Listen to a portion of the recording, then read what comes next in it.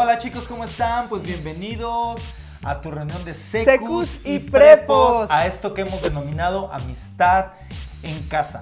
Queremos darte la bienvenida, queremos darte un fuerte abrazo virtual y esperemos que sea de mucha bendición todo lo que vamos a estar tratando este día, como lo es para nosotros. Así es, realmente estamos viviendo tiempos históricos, trascendentales, porque es tiempo de conectarnos con lo que el cielo está hablando, está diciendo y desatarlo aquí en la tierra. Así es que yo te voy a invitar a que no te pierdas ni un minuto de lo que este momento va a pasar. Ve por tu Biblia, ve por una libreta con qué anotar y arrancamos. Así es.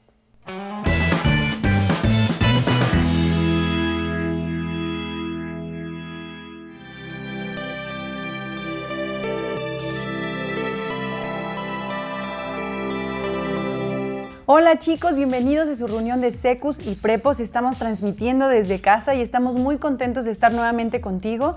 Son tiempos nuevos, tiempos diferentes, pero queremos hablarte un mensaje de parte de Dios. Así que ve por tu libreta, tu Biblia, mantente expectante durante este tiempo porque Dios quiere hablar a tu corazón. Así es, y yo sé que en este tiempo tú estuviste leyendo tu Cutie Life y te diste cuenta del giro que hizo en la lectura de Deuteronomio. De repente cambió a una lectura en Marcos y es que esta semana es conocida como Semana Santa. Es el tiempo de Pascua también para el pueblo judío, en donde recuerdan el momento en el que salieron de Egipto, de la esclavitud y del yugo en el que estaban con ese pueblo en ese tiempo, y a través de las manifestaciones asombrosas de Dios fueron libertados. Y qué bueno poder recordar que Dios así un día nos sacó de un Egipto y que también está sacando a Egipto dentro de nosotros. Y mira, mucha gente no cree en el sacrificio de Jesús. Entendemos que en este tiempo de quédate en casa no se puede disfrutar de tal vez ir a la playa, ¿verdad? Porque aunque son vacaciones, no podemos hacer mucho en cuanto a estar saliendo, pero sí podemos hacer mucho en cuanto a estar leyendo. Así que queremos retomar el día jueves en Marcos capítulo 15 y queremos leer un poquito con más énfasis algunos versículos porque este tiempo de Semana Santa, de Pascua, Dios nos quiere enfatizar el sacrificio de Cristo. Así que ve por tu Biblia, yo sé que ya la tienes tal vez por ahí, y dice en el versículo número 6, escúchalo, y si no, léelo ahí junto conmigo. En el día de la fiesta de Pascua, Pilato acostumbraba poner en libertad a un preso, el que la gente quisiera. Había uno que se llamaba Barrabás, que estaba preso con sus compañeros de motín porque en una revuelta había cometido un homicidio. Cuando la multitud se aproximó, comenzó a pedirle a Pilato que hiciera lo que acostumbraba hacer. Pilato les preguntó, ¿quieren que ponga en libertad al rey de los judíos? Y es que Pilato sabía que los principales sacerdotes lo habían entregado por envidia. Pero los principales sacerdotes incitaron a la multitud para que Pilato soltara más bien a Barrabás. Entonces, ¿quién era la persona que debía de haber sido libertada en este tiempo? Era Cristo. Sin en cambio, el pueblo dijo, no, queremos que sueltes al homicida. Y eso es una cosa paradójica porque el pueblo, como era una costumbre, normalmente elegían a aquella persona que de alguna o de otra manera consideraran que tuviera menos cargos o que el acto que había cometido era algo menor. Y entonces, en comparación, Barrabás contra Cristo tenía que haber salido inmediatamente como libre Jesús. Pero no fue así. El pueblo eligió a Barrabás, al homicida. Y esto es una cosa que intencionalmente Dios nos quiere mostrar para detenernos y pensar, ¿cuál es mi postura ante este acto injusto? Porque el justo estaba siendo dado por un injusto. Yo creo que Barrabás salió, ¿verdad?, rápidamente y fue, yo creo que de alguna manera el primero en experimentar una clase de libertad por la vida de Jesús en ese momento previo a la cruz. ¿Y tú qué piensas, Secu, de esto? ¿Y tú qué piensas, Prepo, de esto? Así es tremendo este relato, ¿verdad? Tenemos que recordar, pero también que meditar bien en lo que pasó. Y vemos en el versículo 12 que dice así, Pilato les preguntó, entonces, ¿qué hago con este hombre al que ustedes llaman rey de los judíos? Crucifícalo, le contestaron a gritos. ¿Por qué?, insistió Pilato. ¿Qué crimen ha cometido? Pero la turba rugió aún más fuerte y dijo: crucifícalo.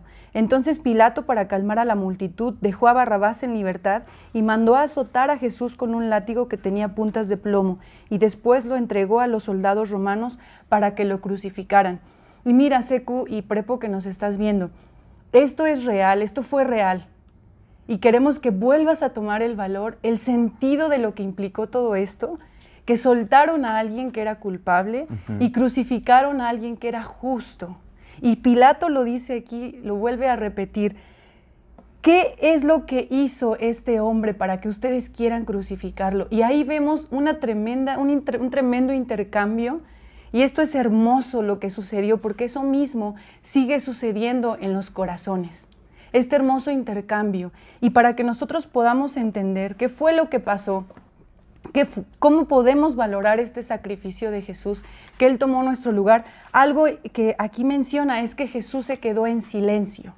Jesús guardó silencio y dijo: voy a tomar el lugar de los culpables, de aquellos que tenían que ser crucificados, yo lo voy a tomar.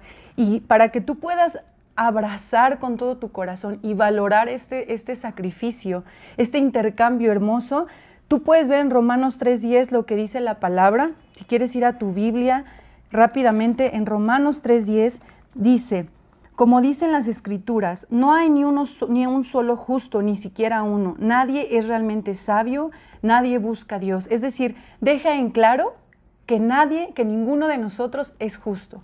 Entonces, cuando nosotros tomamos ese lugar, esa realidad de que nadie de nosotros es justo, entonces podemos magnificar lo que ahí pasó, que Jesús tomó nuestro lugar en vez de Barrabás, como ahí lo dice, y entonces empezamos a abrazar este hermoso sacrificio.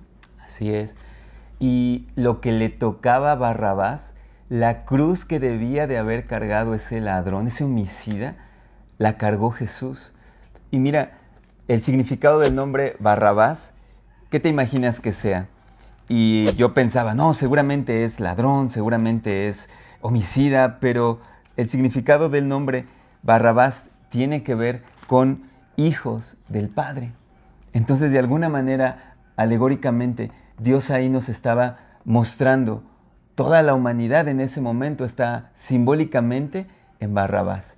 Y dejar libre a este hombre homicida por Jesús era lo que Dios quería mostrarnos, que esa era nuestra condición, la de Barrabás, que a nosotros nos tocaba ser condenados, pero Dios lo permitió. Porque ciertamente tú ves a un pueblo diciendo, crucifícalo a él, y el mismo Pilato lo reconocía, que era por envidia y que había algo ahí raro, ¿verdad? Pero Pilato al final dijo, bueno, pues voy a hacer lo que ustedes quieran. Soltamos al homicida y condenamos al justo. Y quiero leerte en 2 Corintios 5:21. Dice ahí, al que no cometió ningún pecado, a causa de nosotros Dios lo hizo pecado, para que en él nosotros fuéramos hechos justicia de Dios. Y esta es la gran diferencia, porque al dejar libre a Barrabás, al homicida, en automático todos los cargos en quién recayeron, en Cristo. ¿Qué quiere decir? Quiero leerte esta frase. En la cruz, Dios trató a Jesús como si él viviera la vida incorrecta de Barrabás. De modo que Dios pueda tratar a un homicida como si hubiera vivido completamente y perfectamente la vida que Jesús vivió. Ese es el intercambio. Parece injusto, aparentemente lo es, pero esa es la gloria del sacrificio, que el justo por los injustos murió para llevarnos a Dios. Al que no cometió pecado, al que vivió una vida correcta y perfecta delante de Dios, a ese fue al que condenaron. Así es. ¿Y cómo puedes tú abrazar esta realidad? En Romanos 4:5 dice, al que no obra, pero cree en aquel que justifica al impío, Sí. Su fe le es contada por justicia. Y es lo que en este momento Alfred te estaba comentando. Necesitamos creer en la obra de Jesús, creer que Él hizo este hermoso intercambio, y es por medio de la fe, hijo e hija que nos estás escuchando. Al que no obra, pero cree en aquel que justifica al impío, su fe le es contada por justicia. Es decir, toda la justicia de Dios se te transfiere a ti. Todo lo que Jesús hizo y es en su persona, se transfiere a ti. Este es un hermoso regalo, es un hermoso intercambio que hoy Jesús quiere que vuelvas a tomar el valor de lo que ahí sucedió. Y en estos tiempos en donde vamos recordando todo lo que sucedió hasta que Jesús llegó a la cruz, murió ahí por nuestros pecados, tiene que tomar una realidad en nuestra vida, porque ¿sabes qué? Este es el principio de nuestra fe. Si tú y yo no creemos que somos malos sin Cristo, que necesitábamos de un Salvador, nunca vamos a entender lo que el Evangelio nos quiere hablar. ¿Por qué? Porque los sanos no necesitan médicos, ¿verdad? Los justos no necesitan ser justificados, pero si entendemos lo que en Romanos 3:10 dice, que no hay ni uno bueno, y desde ese lugar clamamos a nuestro Salvador y le decimos, Jesús, te necesito, entonces tú vas a empezar a experimentar en tu vida y en carne propia lo que este intercambio significó hace 2000 años y que, como te decíamos al principio, sigue sucediendo hasta hoy en nuestros días. Imagínate una generación, tu generación y tu señorita y joven, despertando a valorar el sacrificio de la cruz en todo lo que vivimos. Te hablábamos de la obediencia, ¿verdad? El anterior domingo, cómo vivirlo desde este lugar, desde una dependencia, desde un decirle a Jesús, solo tú lo puedes hacer. Entonces queremos que vayas y profundices, y quiero decirte esto también, solo necesita ser justificado quien carezca de justicia propia. Esta hoy debe ser nuestra postura delante de Dios, y lo que estamos viviendo hoy es tremendo y necesitamos volver a valorar y a abrazar el sacrificio de la cruz. Y así que Jesús no se quedó clavado en esa cruz, Él resucitó, y su resurrección afirma una y otra vez que podemos ser justos delante de Dios, como si nunca hubiéramos pecado. Quiero leerte Primera de Pedro, capítulo 3, versículo 18, y dice, porque también Cristo padeció una sola vez por los pecados, el justo por los injustos. ¿Con qué propósito? Para llevarnos a Dios. Y dice, en el cuerpo sufrió la muerte, pero en el espíritu fue vivificado. Y esta es la gloria de la cruz, que Él murió, que Él sufrió, pero que Él resucitó. Y esto estamos celebrando también el día de hoy. Así que, mira, ¿cuál es tu reacción ante esto? Eso es determinante. ¿Qué piensas acerca de la cruz de Jesús? Si hay fe, tú vas a aceptar y vas a abrazar esto que Mimis te decía, pero necesitas entender que tú eres ese homicida, tú eres ese ladrón, y a lo mejor te molesta un poco escucharlo. Yo no soy tan malo, yo no hago cosas tan malas, pero delante de Dios todos hemos pecado. Es lo que te decía hace un momento, Mimis. Y si tú no puedes aceptar esto, difícilmente vas a poder abrazar la cruz de Jesús. Tienes estas opciones, hijo. O puedes manifestar en una quieta insubordinación, es decir, un poquito de desobediencia que no se nota tanto, o un poquito de indiferencia ante esto que consideramos la resurrección, domingo de resurrección, Semana Santa, o aceptas totalmente el sacrificio de Jesús como el tuyo y te abres a decirle, Señor, ¿tú qué quieres ahora de mí? Estoy abierto, porque el fin por el cual Cristo sufrió y murió es llevarte a Dios. No que te quedes ahí únicamente creyendo, ¿me perdonará, no me perdonará? No, sino aceptar que Jesús en su totalidad te perdona, como si nunca hubieras pecado, como si nunca hubieras cometido un acto. Su resurrección lo confirma. Así es. Así que yo quiero hacerte esta pregunta. ¿Quién se maravilla de ello? Si esto que sucedió hace 2000 años no te maravilla hoy, estamos en un grave peligro. Porque necesitamos maravillarnos cada vez que recordamos y en cada aspecto de nuestra vida tener presente que Jesús hizo un hermoso intercambio hace 2000 años.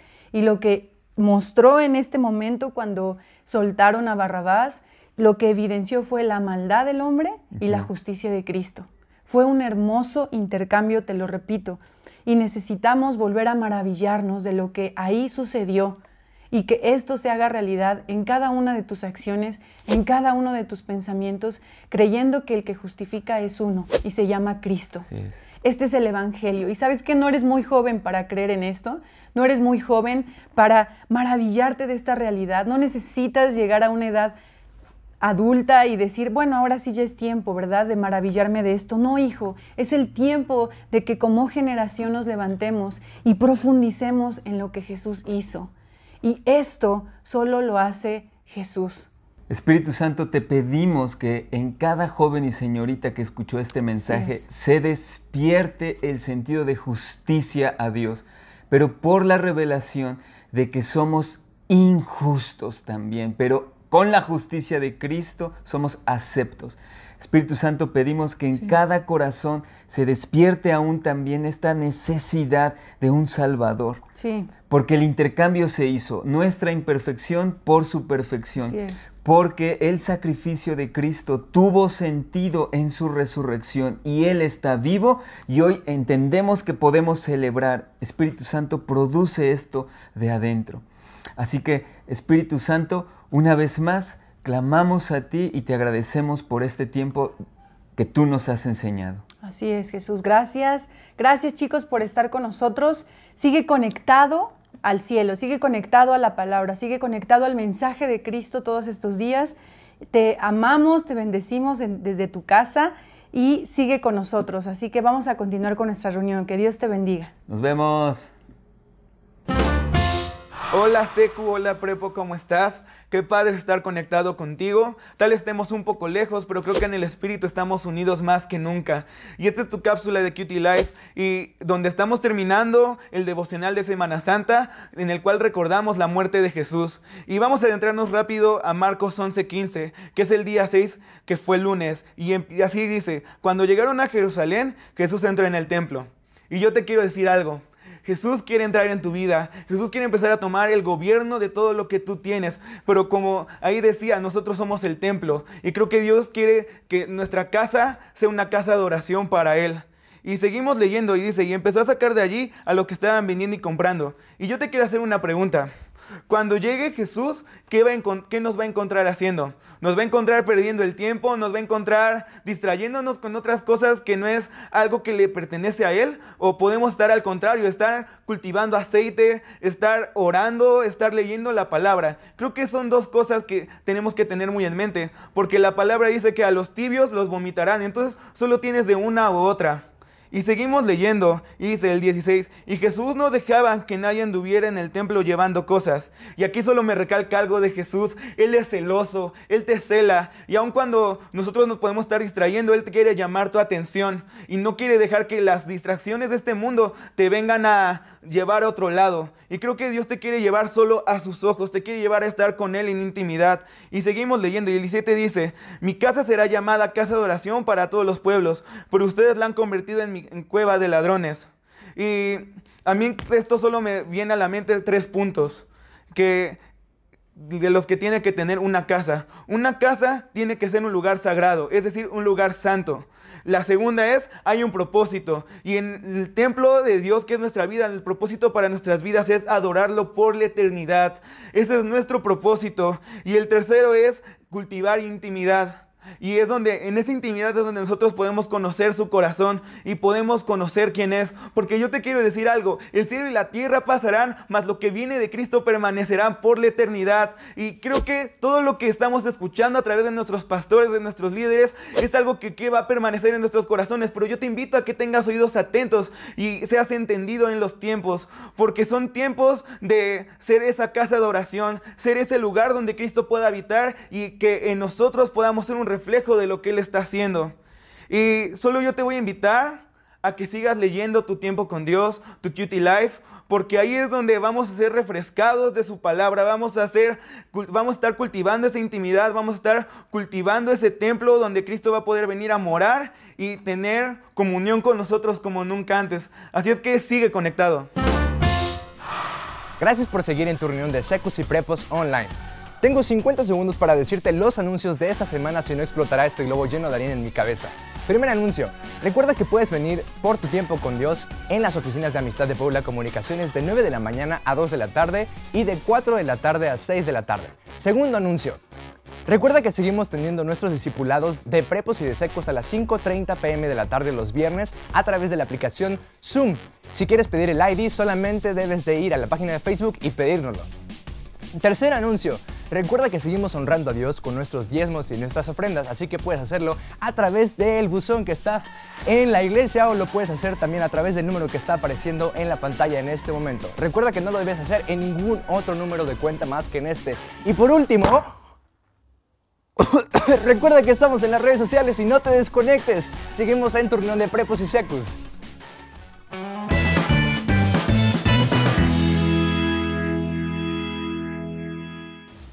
Hola a todos, espero que se encuentran muy bien y bueno, les quiero hablar sobre un tema que es muy importante para mí porque en estos últimos días que hemos estado de cuarentena, pues el Espíritu Santo ha hablado muchísimas cosas a mi vida y yo creo que es momento de que las ponga en acción y yo creo que Jesús también quiere hacer esto en tu corazón y en tu familia y que puedas tener tiempos de intimidad con Él porque vamos a tener mucho tiempo que vamos a estar aislados, pero yo creo que este tiempo de aislamiento es para que podamos entender la realidad del cielo y que esa realidad también sea en nuestras vidas. Y de cuando podamos salir, lo podamos transmitir y que la gloria de Dios se pueda revelar hacia las demás personas y que lo puedan conocer como nosotros lo conocemos. Y bueno, en el discipulado de Prepos hemos estado viendo el libro de Isaías y cuando leí los primeros 39 capítulos quedé muy impactada, ya que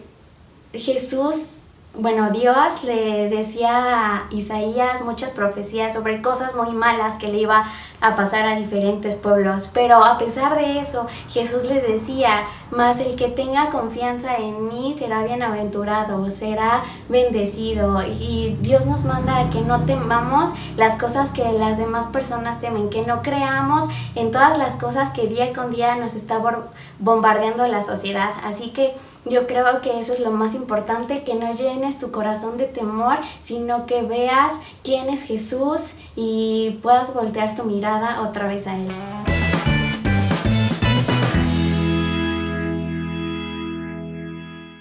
Hola, pues qué bueno que nos acompañas una vez más, un domingo más, en tu reunión de Prepos, en tu reunión de Secus, y queremos darte la bienvenida y queremos comentarte que ha sido una semana histórica. Una semana en la cual la iglesia como tal se ha unido en ayuno, en oración. Han sido 4 días intensos en los cuales nos hemos conectado con Dios, hemos escuchado lo que Él está diciendo sobre estos tiempos específicos y lo hemos estado declarando, tomando la palabra de Dios. Y también se une un poco con nuestra Semana Santa.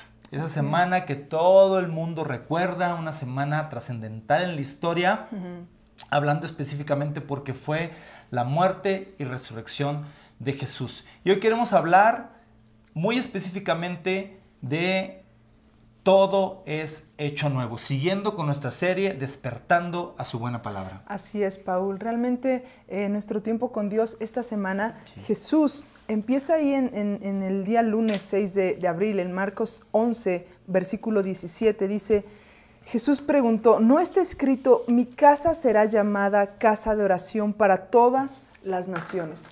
Casa de oración. Fíjate el título que nos da Jesucristo a su iglesia, a su cuerpo, a su amada. Casa de oración. Ahora, ¿de qué te habla una casa?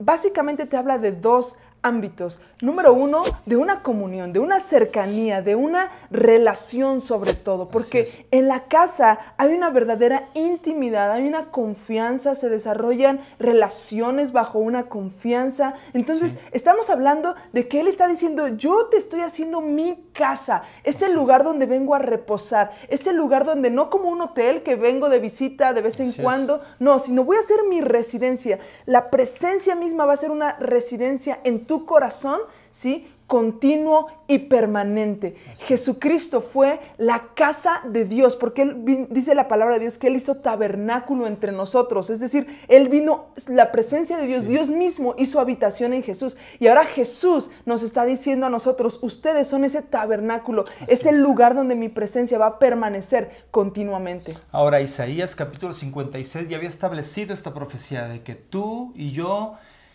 íbamos a hacer casa de oración, pero me gustaría leerte un versículo antes de que el profeta diera esta declaración y esta profecía sobre el pueblo. Isaías 56, versículo 6, en la segunda parte del versículo dice: a todos los que guardan el día de reposo para no profanarlo y abrazan mi pacto. Está dando el contexto, como ahorita lo estamos haciendo, como dice mi pastor, que estamos en resguardo, ¿verdad? Estamos teniendo tiempos de reposo. Entonces está diciendo, tú que estás tomando el día de reposo y lo estás tomando en serio para conectarse conmigo y estás abrazando mi pacto, versículo 7 dice: yo los llevaré a mi santo monte y los recrearé en mi casa de oración. Sus holocaustos y sus sacrificios serán aceptos sobre mi altar, porque mi casa será llamada casa de oración para todos los pueblos. Y me llama mucho la atención la palabra recrear, porque si bien ya somos personas que fuimos creadas por Dios, dice la Biblia que fuimos hechos por las manos de Dios, Él mismo sopló aliento de vida, pero dice que al venir y tener contacto con nosotros en la casa de oración, que ahora somos casa de oración, dice que nos va a recrear. ¿Qué quiere decir esto? Que va a haber una constante renovación en nuestras vidas cuando nos conectamos con Dios y cuando estamos no profanando el día de reposo, sino tomándolo en serio y utilizándolo para aquello por lo cual Dios lo estableció, que es tener comunión con Él. Y número 2, que abrazamos el pacto. ¿Y cómo abrazamos el pacto? Pues despertando a su buena palabra. Así es, entonces esta recreación, este gozo, toda esta dinámica que hay en la familia, el padre con el hijo, deleitándonos y palpando al cordero, comiendo del cordero, es una delicia, es un deleite, ¿sí? Y eso es lo que Jesús está hablando sobre nosotros, son mi casa. Y en la casa hay esa recreación en mi palabra, pero también hay un ámbito de gobierno. Porque desde la casa es desde donde se administran y se desatan los recursos. Desde ese lugar muchas veces en intimidad se toman decisiones, ¿sí? En acuerdos. ¿Sí? Es donde la casa es el lugar donde escuchamos quizás los secretos, donde escuchamos qué es lo que viene para más adelante y desde ese lugar se gobierna. Básicamente el Padre nos está invitando a nosotros como hijos a entrar en esa comunión con el Hijo y juntamente con el Hijo poder gobernar sobre la tierra. Así es. Esta es la realidad de lo que Jesucristo nos habló ahí en Marcos 11. Mi casa será llamada casa de oración. Ahora, yo quiero mencionar algo. Estaba escuchando el otro día una masterclass de un astronauta, Chris Hadfield, que fue justamente al espacio y maravillosamente le estaba narrando su experiencia de cómo voló, ¿verdad?, en ese cohete y sus pulmones literalmente se levantaron. Él sintió toda esa adrenalina y justo cuando traspasa, ¿verdad?, todas las atmósferas y siente la falta, donde no hay gravedad. Y empezó a narrar eso y con todas esas imágenes se escuchaba ahí el cohete increíble. Y me encantó toda esa narrativa. Sin embargo, hubo un momento en donde yo dije, aun cuando él me lo contara con palabras asombrosas, hasta que yo viva eso, voy a entender lo que él está diciendo. Y yo quiero decirte algo. Y en ese momento el Espíritu Santo me habló porque me dijo, Adi, así son mis palabras, así es este tiempo en mi presencia. Yo los estoy llamando no solamente a que conecten con las palabras en rojo, sino que conecten y experimenten y palpen de primera mano lo que están hablando, lo que yo estoy hablando a ustedes, lo que ustedes están meditando y leyendo en las escrituras. Entonces este es un tiempo de salirnos de la información y entrar a la experiencia de esta casa de oración. Ahora bien, quiero decirte algo. ¿Qué es la oración? Porque dice casa de oración y para ello hemos preparado una entrevista que yo quiero que veas a continuación. ¿Qué es para ti la oración? La oración para mí es como tener una videollamada con Dios y poderle expresar todo lo que hay en mi corazón. La oración también consiste en conectarnos con el Padre y conectarnos con su voluntad. Cuando nos conectamos con su voluntad, la atmósfera es transformada y su belleza es manifestada. La oración para mí es apartar un tiempo en el cual yo pueda platicar con Dios, pero de igual forma Él pueda platicar conmigo y de esa manera poder conocer su corazón. Eso para mí es la oración. Un proceso de aprendizaje que conlleva escuchar, obedecer y respetar. La oración es abrir tu corazón a Dios para poder tener una intimidad con Él. Oración para mí es esa intimidad que puedes tener con Dios y esa conexión de su gran amor. Es mi arma para pelear con las batallas del enemigo y para comunicarme con el corazón del Padre. Para mí la oración es un instrumento de vida que tenemos, mediante el cual podemos hablar con Dios, glorificarlo y así tener una mejor comunión con Él. ¡Wow! Me encantó escucharles lo que han podido experimentar a través de la oración. Realmente, ¿qué es la oración? Básicamente es una comunión. Primeramente, antes de yo hablar y de decir algo, es poder escuchar y ser atraído al corazón de Dios, ser atraído a los pensamientos y a la mente de Dios, a sus propósitos, y desde ese lugar de unión, poder empezar a soltar las palabras que estoy escuchando que vienen de su boca, en poder empezar a soltar las palabras que he meditado en comunión con Él hacia mi familia, hacia mis amigos, hacia mi persona también, ¿verdad? Hacia las naciones. Es algo increíble. Y toda esta oración es como un incienso que sube delante de la presencia de Dios. Ahora bien, ¿por qué oramos?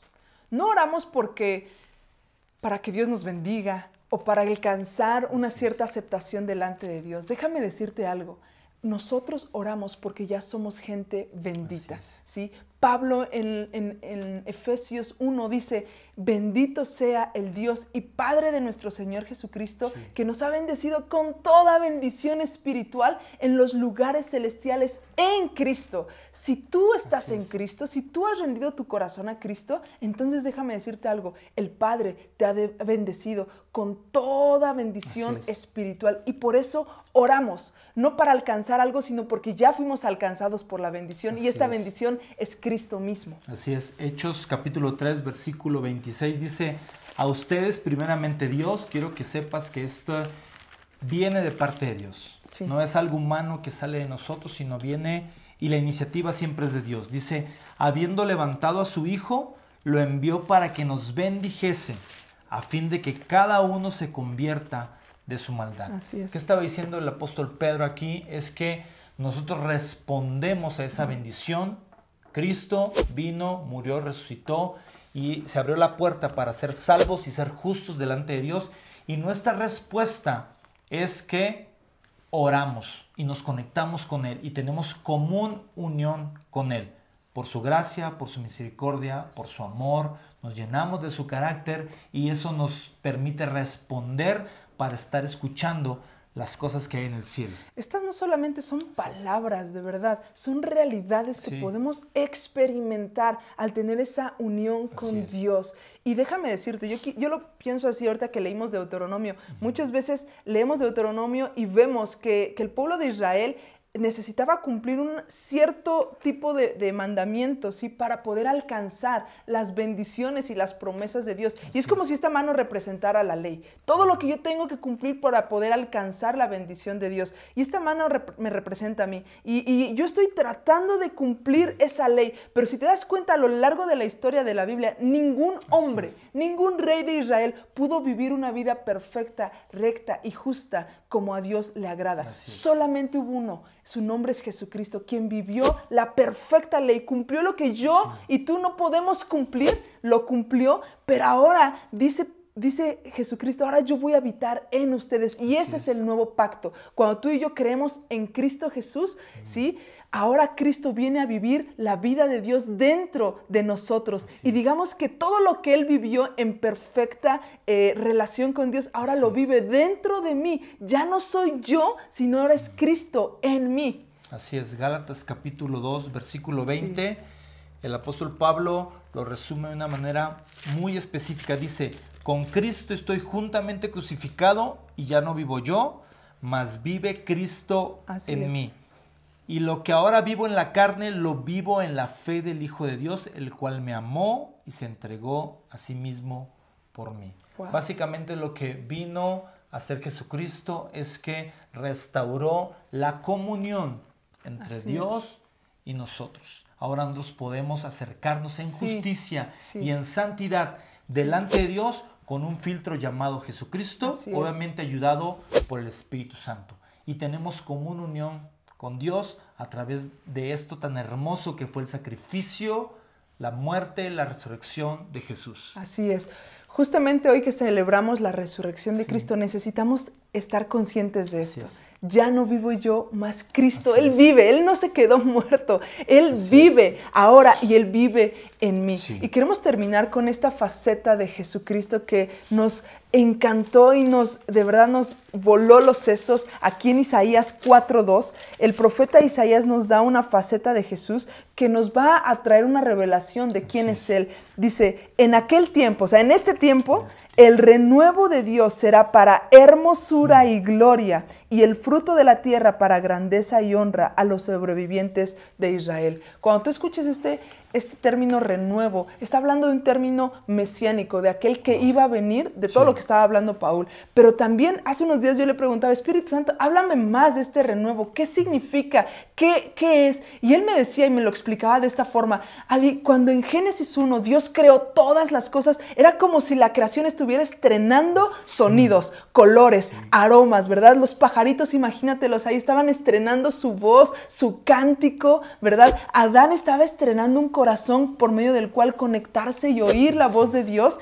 Sin embargo, Satanás vino y destruyó, ¿verdad? Ese plan que Dios tenía, destruyó y distorsionó el propósito de Adán y Eva aquí en la tierra. Sin embargo, Jesucristo vino a renovar lo que se había perdido. Amén. Vino a renovar nuestro corazón, vino a renovar, a traernos literalmente una mente nueva, un corazón nuevo. Él es el renuevo de Dios que hace todo nuevo.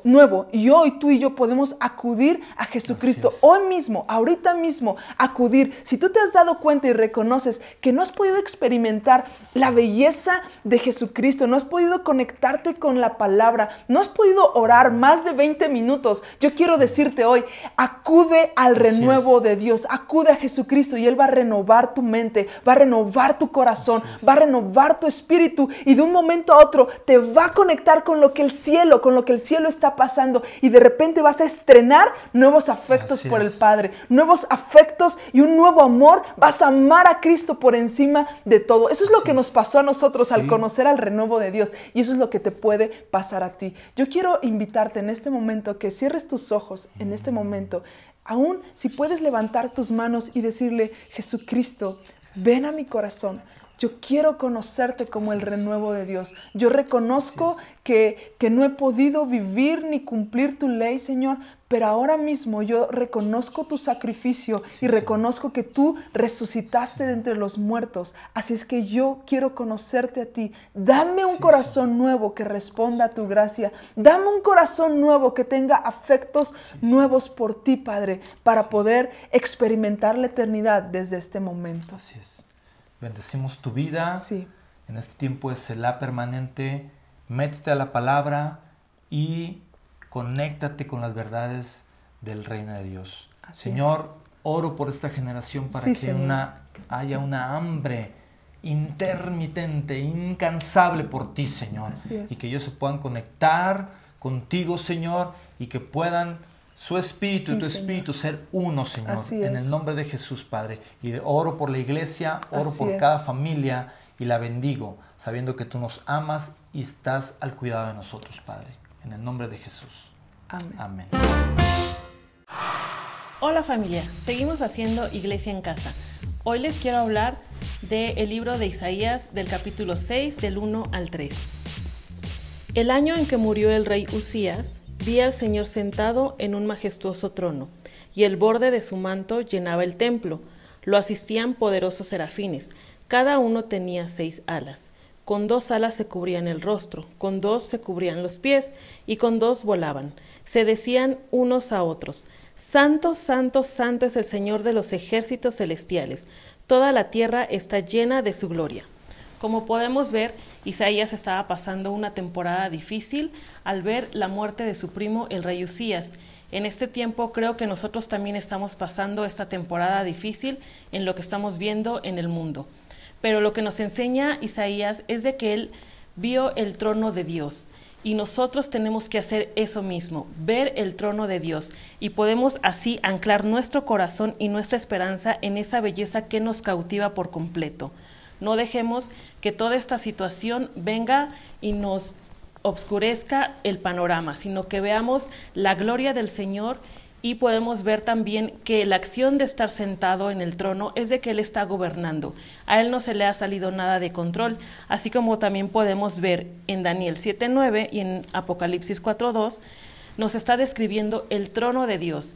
Tanto Daniel como Juan estaban pasando por una temporada también difícil, pero lo que hizo Dios es redireccionar su mirada a Él solamente. Y en este tiempo, si tú te estás preguntando, ¿qué está pasando en el mundo? ¿En dónde está Dios? Solamente voltea tu mirada, ve el trono de Dios y déjate envolver por esa belleza, por ese amor, por esa fe, por esa esperanza que el Señor quiere que veas en este tiempo, porque créeme, Él está en medio de todo. Hasta luego, familia. Chicos, pues llegamos al final de nuestra reunión de Secus y de Prepos y queremos recordarte que la unidad no es que estemos todos físicamente en un mismo lugar, sino que estemos en Cristo. Así es, y tiene que ver con ver al único Rey. Y hay una promesa para tu generación y mi generación. Tus ojos mirarán al Rey. Es tiempo de que miremos al renuevo y que todas las cosas sean hechas nuevas una vez más. Así es. Dios te bendiga, te amamos y vamos a seguir en contacto a través de nuestros discipulados. Hasta luego.